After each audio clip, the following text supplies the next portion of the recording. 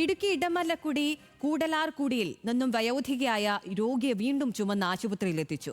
പനിയും ചുമയും ബാധിച്ച രാജകന്യയാണ് ചുമന്ന് മാങ്കുളത്തെ ആശുപത്രിയിലെത്തിച്ചത്. ഇടമലക്കുടിയിൽ നിന്ന് സഞ്ചാരയോഗ്യമായ പാതയില്ലാത്തതിനെ തുടർന്നാണ് രോഗിയെ ചുമന്നെത്തിച്ചത്.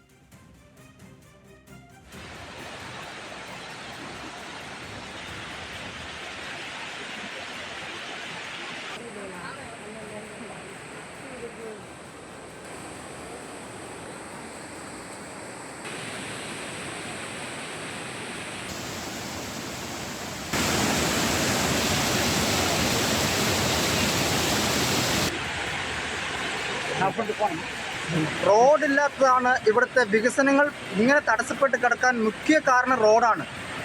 മാത്രമല്ല, ഇന്ന് ഞങ്ങൾ കൊണ്ടുവന്നൊരു പേഷ്യൻറ്റിനെ കഴിഞ്ഞ മാസം 22-ാം തീയതി ഇങ്ങേരുടെ പേരക്കുട്ടി മരിച്ചു. അന്ന് തുടങ്ങിയ പനി ഇന്ന് മുതൽ മാറാതിരുന്നതുകൊണ്ട് ഇന്ന് കെട്ടിച്ചുമന്നുകൊണ്ട് ഈ പാലം വഴിയാണ് ഞങ്ങൾ ഇന്ന് കടത്തിയിരിക്കുന്നത്. ആൽവിൻ തോമസ് ഉണ്ട് വിവരങ്ങളുമായി. ആൽവിൻ, ഈ കേരളത്തിലാണ് ഇതൊക്കെ സംഭവിക്കുന്നത് എന്നതാണ് ഏറ്റവും വിചിത്രമായ കാര്യം. നിരന്തരമായി അവർ ആവശ്യപ്പെടുന്നത് ആണ് ഗതാഗത യോഗ്യമായ ഒരു പാത. അതില്ലാത്തതാണ് രോഗികളെ പോലും ഇത്ര കഷ്ടപ്പെട്ട് പുറത്തെത്തിക്കേണ്ട സ്ഥിതിയിലേക്ക് അവരെത്തുന്നത്. എന്തൊക്കെയാണ് വിവരങ്ങൾ?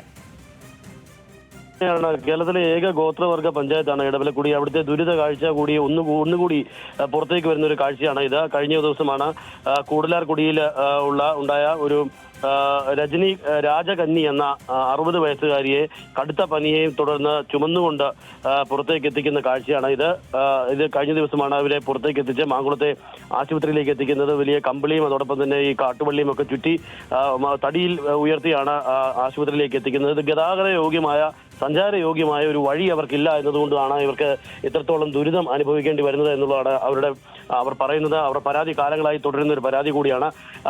കുറച്ച് ദിവസങ്ങൾക്ക് മുമ്പാണ് ഈ രാജകന്യയുടെ കൊച്ചുമകൾ 2 ആഴ്ച മുമ്പ് മരിച്ചു. ഇതുപോലെ ആശുപത്രിയിലേക്ക് എത്തിക്കാൻ വൈകിയതിനെ തുടർന്ന് മരിക്കുന്ന ഒരു സാഹചര്യവും ഉണ്ടായിരുന്നു. കാർത്തിക് എന്ന കുട്ടിയാണ് അന്ന് കടുത്ത പനിയും ശ്വാസമുട്ടലിനെ തുടർന്ന് മരിച്ചത്.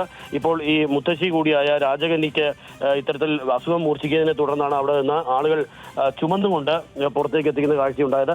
അല്പം മുമ്പ് വരാം. ഇപ്പോൾ ഉണ്ടായത് സംഭവിക്കാൻ പാടില്ലാത്ത കാര്യമാണെന്നും റോഡ് നിർമ്മാണം ഉടൻ പൂർത്തിയാക്കുമെന്നും മന്ത്രി OR കേളു ഉറപ്പു നൽകിയിട്ടുണ്ട്. ആ വാക്കുകൾ കേൾക്കും. നമ്മളിപ്പോൾ കേരളത്തിന്റെ പൊതുവികസനത്തിന്റെ അടിസ്ഥാനത്തിൽ ഇടമലക്കുടി ഒരു റിമോട്ട് ഏരിയ ആണ് എന്നുള്ളത് നിങ്ങൾക്കറിയാം, നമുക്കറിയാം, എല്ലാവർക്കും അറിയാം. പൂർണ്ണമായിട്ടും ഒരു 10-15 കിലോമീറ്റർ വനമാണ്. അപ്പോൾ അനുമതി കിട്ടാൻ വേണ്ടിയിട്ട് കാലതാമസം കേന്ദ്രത്തിൽ നിന്ന് ഒരുപാടുണ്ടായി. പിന്നെ അതിൽ നിന്നൊക്കെ അനുമതി കിട്ടിയതിനു ശേഷമാണ് നമുക്ക് പദ്ധതി വെക്കാനും ഇപ്പോൾ റോഡ് പ്രവൃത്തി ആരംഭിക്കാനും നമുക്ക് സാധിച്ചിട്ടുള്ളത്.